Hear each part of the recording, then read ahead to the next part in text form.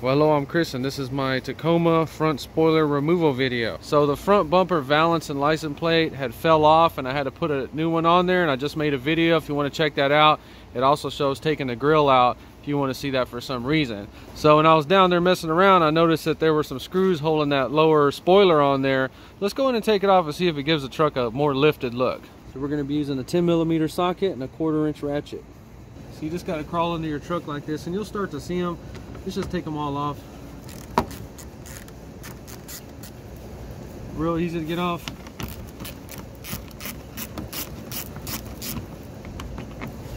So we're under the front fender and there's going to be 2 on each side.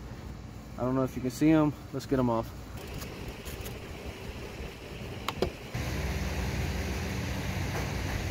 Alright, so the pieces are removed. All we used was a 10mm and there were 11 screws that look like this.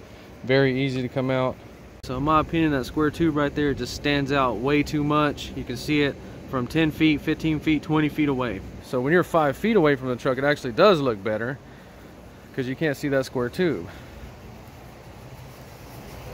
Yeah, so the more I look at it, the more I like it. I guess I just got to wash that piece and make it look shiny.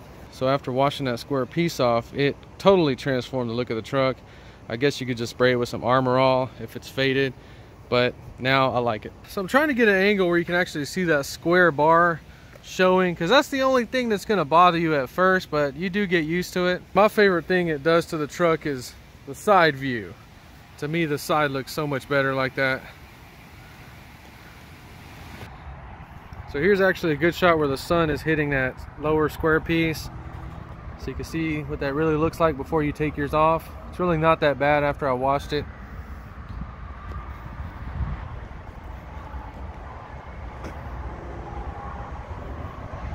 See, when you get about 7 feet, 6 feet, 5 feet,